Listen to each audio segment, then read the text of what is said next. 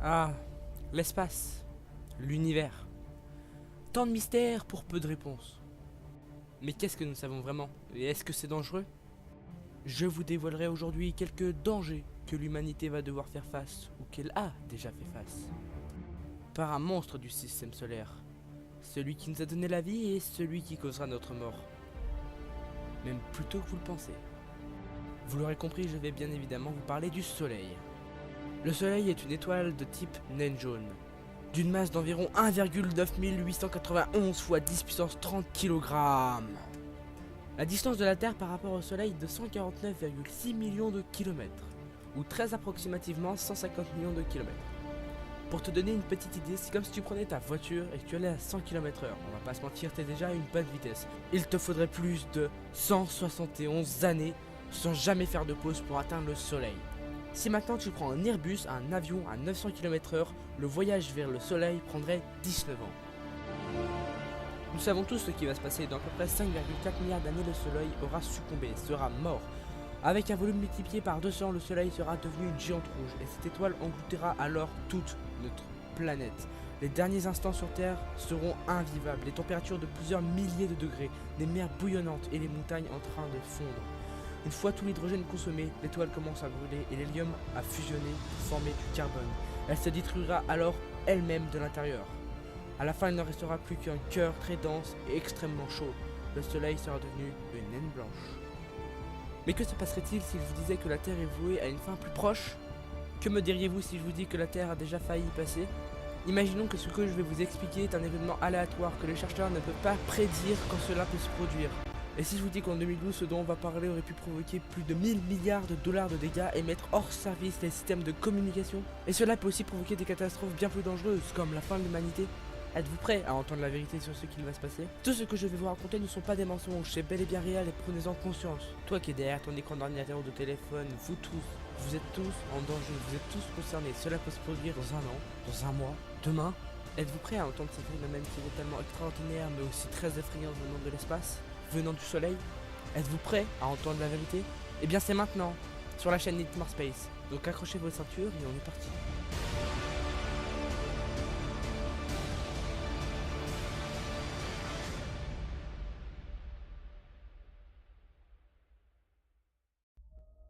Lorsque l'on parle des dangers venus de l'espace, on songe surtout aux astéroïdes géants, comme celui qui a mis fin à l'ère des dinosaures. Mais il y a aussi d'autres phénomènes dangereux, surtout pour une civilisation basée sur l'électronique, comme l'est la nôtre. Nous avons appris que nous l'avions échappé belle par un beau jour d'été 2012. Une étude publiée dans le journal Nature Communications vient en effet d'analyser les données recueillies par les satellites d'observation solaire de la NASA lors d'une super tempête solaire survenue les 22 et 23 juillet de cette année-là, et qui serait la plus puissante depuis que nous mesurons ces phénomènes. Le résultat est là, la tempête a manqué de nous frapper violemment, seulement à 9 petits jours près, et on l'a échappé belle. Une tempête solaire, qu'est-ce que c'est en vrai? Tout commence par une éruption à la surface du soleil, phénomène assez courant, mais ces éruptions solaires donnent aussi parfois naissance à des protubérances, des jets de plasma en fusion qui peuvent éjecter des quantités impressionnantes de plasma en fusion. Lorsque cela se produit, cette matière solaire s'échappe du soleil et propulsée dans l'espace. On parle alors d'éjection de masse coronale. Cette masse vient perturber le vent solaire. Ce flux de radiation provient de l'astre du jour. C'est alors la tempête. Le hic, c'est que la matière en question est dotée d'un champ magnétique très intense qui peut alors perturber les ondes radioélectriques et tout ce qui touche à l'électronique. L'éjection de masse coronale est un phénomène très fréquent. Il s'en produit entre une fois par semaine et 3 fois par jour, en fonction du cycle solaire. La plupart de ces éjections ne sont pas dirigées dans la direction de la Terre, qui n'occupe après tout qu'une petite partie de l'espace autour du Soleil. Mais certaines viennent vers nous à peu près 3 par jour après que l'éruption se soit produite. Mais en quoi le phénomène de juillet 2012 est doublement exceptionnel?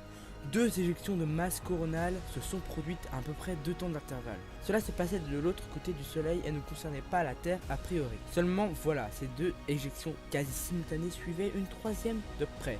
De très très près. Les 2 autres auraient fusionné et se seraient dirigés alors dans la direction de la Terre, en ne se dispersant pratiquement pas, ce qui aurait dû se produire sans l'influence de celle qui les précédait. Les 2 éjections combinées se sont alors dirigées vers la Terre beaucoup plus rapidement que de coutume, à près de 8 millions de kilomètres à l'heure. J'ai une question pour vous. Est-ce que vous pouvez me dire ce qui serait passé si les 2 éruptions auraient touché la Terre? Est-ce que vous pourrez savoir quels auraient été les dégâts? Les champs électriques de cette super tempête auraient interagi avec celui de notre planète, et très fortement au vu de son intensité. À titre d'exemple, la plus forte tempête solaire de l'histoire s'est produite en 1859. Les aurores boréales ont alors été vues aussi bas que Cuba à Hawaï. En mars 1989, une autre tempête a fait disjoncter l'alimentation électrique au Québec, privant des millions de personnes d'électricité pendant 9 heures. Et ce n'est pas, loin de là, une tempête aussi puissante que celle à laquelle nous avons échappé.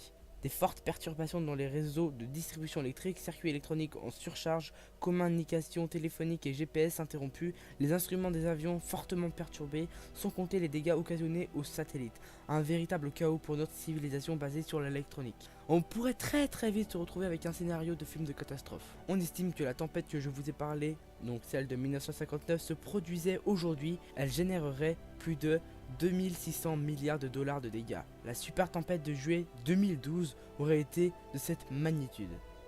Le coût d'une extrême météo spatiale peut atteindre 1000 milliards de dollars. Il faut 10 ans pour remettre de ces dommages, avec des conséquences socio-économiques en cascade. Heureusement pour cette fois, on n'a pas eu l'occasion de vérifier, mais si la tempête avait eu lieu 9 jours plus tôt, elle serait alors passée par l'endroit où se trouve la Terre. Et je vous explique pas le chaos que ça aurait fait. Mais imaginez, si un vent solaire atteint la Terre, mais genre le vent solaire est d'une puissance extrême, et qu'il, comme on pourrait dire, il détruit le bouclier de la Terre. Parce que le bouclier a un bouclier énergétique, donc qui est constitué magnétique, qui protège la Terre des radiations du soleil. Si ce bouclier est détruit, si le bouclier de la Terre est détruit à cause d'une éruption solaire, d'un vent solaire, qu'est-ce qui se passerait? Comment l'humanité survivrait? Parce qu'il faut savoir que si nous n'avons pas de champ magnétique autour de la Terre, nous serons irradiés par le soleil. Et ça c'est vraiment dangereux, nous serons irradiés par le soleil, les radiations nous touchent. Il y aurait beaucoup de nouvelles maladies à cause des radiations causées par le soleil. Le soleil serait beaucoup plus brutal sur nous, sur notre peau, car nous sommes habitués à avoir la protection de la Terre, qui elle génère elle-même grâce au soleil qui tourne très vite en fusion et qui génère un champ magnétique. Mais qu'est-ce qui se passerait? Est-ce que l'humanité y survivrait?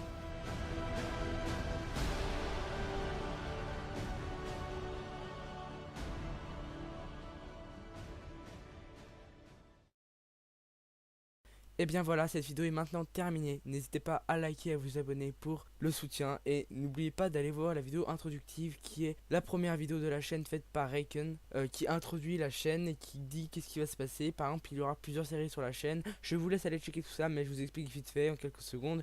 Il y aura plusieurs séries, donc ma série que j'ai fait, moi Brian. Raycon a fait la série introductive et elle commencera avec la série Ace, donc je vous spoil pas plus. Si ça vous intéresse d'aller voir la vidéo introductive, et ensuite il tournera sa deuxième vidéo et il y aura des vidéos ainsi de suite. Moi ma série c'est l'espace, un danger pour l'humanité. Il peut totalement venir faire dans la série avec moi, je peux totalement aller dans sa série à lui. On est tous ensemble sur cette chaîne et il y aura aussi un autre invité. Je lui laisserai la parole pour se présenter. N'hésitez pas à vous abonner comme je viens de vous le dire et à liker la vidéo. C'était Brian, salut tout le monde.